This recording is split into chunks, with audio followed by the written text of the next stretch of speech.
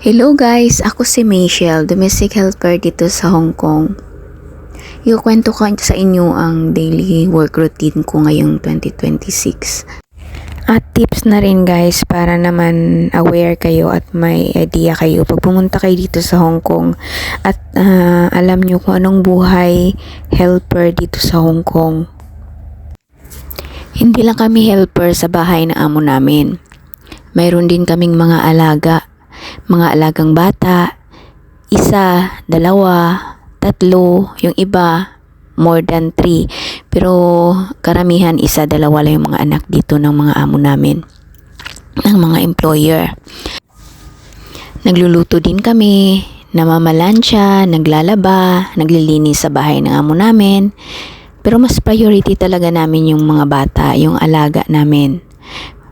Mayroon ding may mga alaga ng mga pets, mayroong may alaga na bata, may with pet, at mayroon naman pet lang, or mayroon naman na bata lang, walang pet. Pero ako, may alaga akong 2 pusa, tsaka 1 bata. Sa umaga talaga nagsisimula ang araw ko sa pag-prepare ng breakfast ng alaga ko, kasi maagang pumapasok sa school. So, kailangan kong ihanda yung breakfast niya bago siya magising at yung mga iba pang kakailangan niya. At syempre, yung alaga kong pusa, nilalagyan ko sila ng food at water at saka chinecheck ko yung toilet nila kung malinis. Syempre, nagkakape na rin ako habang tulog sila. Kumakain ako ng biscuit para naman may laman yung sikmura ko bago pa mag-breakfast sa umaga kasi late na nagbe-breakfast dito. So, sa pagising, inom ka muna ng warm water. Maya-maya, pwede ka nang magkape at parisa ng biscuit.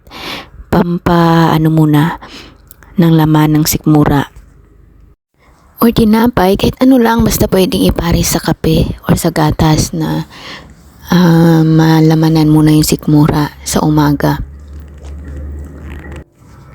Pag breakfast talaga, kami lang ng alaga ko yung kumakain dito sa bahay.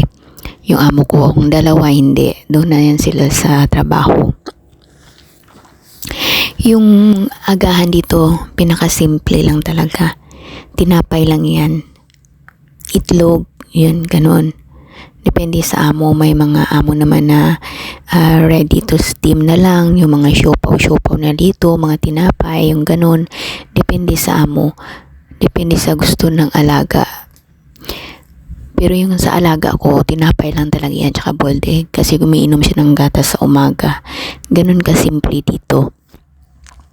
And then, yung akin, tinapay lang din, at tsaka boiled egg, tsaka tubig, yun. Walang rice dito sa umaga. So pag paguhan kayo, yan yung i-adjust nyo, yung no rice sa morning. Masasanay din kayo tulad ko, hindi na ako naghahanap ng rice. Ayoko na mag-rice nga din sa morning. Then sa lunch, 2 lang din kami ulit ng alaga ko kumakain.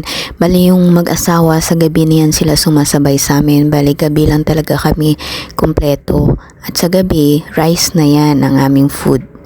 Minsan, once a week, hindi kami nagra-rice, depende. Yun nga, pag dinner rice, yung hinahanda ko is 1 karne, 1 gulay, yun, at kanin. Yun lang yung simpleng pagkain nila dito. Depende sa amo, mayroong 3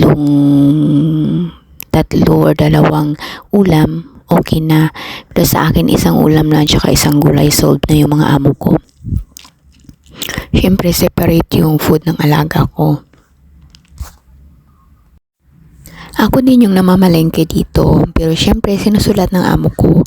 At once a week akong nagsusup. Sinusulat niya din kung ano yung bibilhin ko para sa soup. Bali yung soup is, nilalagay ko lang siya sa lutuan ng isahan. Tapos lagyan ng tubig at saka pakuluin ng 1 oras. Tapos before kainin, mapagkagabi, i-boil ko naman siya ng 30 minutes. Ganun lang yung kasimple yung paghanda ko ng soup dito. Madalian lang lahat kasi talaga ang priority dito is yung mga alagang bata.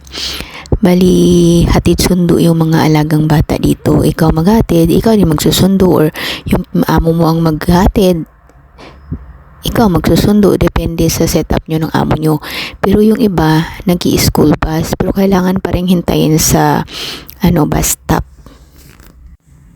Yung paglalaba ko dito may schedule, pero washing machine, hinahan wash ko lang yung mga damit ng alaga ko, yung mga uniform na kailangan agad, na kailangan patuyuin, yung mga puti niya na shirt, uniform, ganun, yun lang yung hand wash ko. Lahat is washing na talaga. And then yung separate yung damit ng alaga ko, separate niya sa mga amo ko. May schedule, twice a week akong naglalaban ng mga damit nila, kanya-kanyang damit nila. Kasi konti lang yung sampayan namin dito, maliit lang na space, tsaka sa loob lang ng bahay nagsasampay. Yung pamamalansya ko naman, depende yan sa amo, kasi may mga amo na mahilig mapaplansya. Yung amo ko dito hindi mahilig. Actually, lahat ng naging amo ko hindi mahilig mapaplansya. Nagtitipid sila sa kuryente at ayaw na nilang pinaplansya parating damit nila, kasi easy lang naman yung mga damit nila dito, depende sa trabaho ng amo mo. Yung akin is yung uniform lang ng alaga ko yung pinaplansya ko. Yung sports nga niya hindi ko na pinaplansya, yung PE uniform niya, yung yung formal uniform niya lang. May holiday din kami dito once a week. Pag hindi kami pinalabas at pinagtrabaho kami, double pay yun. Kailangan kaming bayaran. And kasali din kami sa mga public holidays ng mga Chinese dito. May ilan na hindi pa kami kasali, pero unti-unti nadadagdagan yung mga holidays namin dito. Kaya sa mga gustong magtrabaho dito sa Hong Kong, maganda din na idea yan kaysa sa magpalayo pa kayo, kasi dito mas malapit lang sa Pilipinas. Mas madali kang makauwi kung may emergency, at mas maganda kasi yung nasa Asian country ka din. At okay din naman ang yung sahod. Yearly, tumataas yung sahod namin kahit paunti-unti. At least, nakakatulong na yung sahod namin dito. Ngayong taon, nasa 37 to 38K na ang sahod dito ng minimum. Depende pa yan ha, kasi may mga amo na mataas magpasahod sa helper nila. So, depende yun. Yung minimum lang talaga yan ang 37 to 38K dito sa Hong Kong. At maganda yung batas nila dito, fair. Hindi ka dito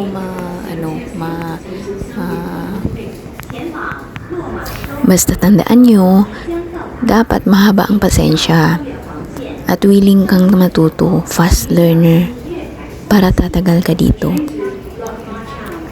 At willing kang magsakripisyo para sa pamilya mo. Yun lang guys. Until next time, thank you for watching.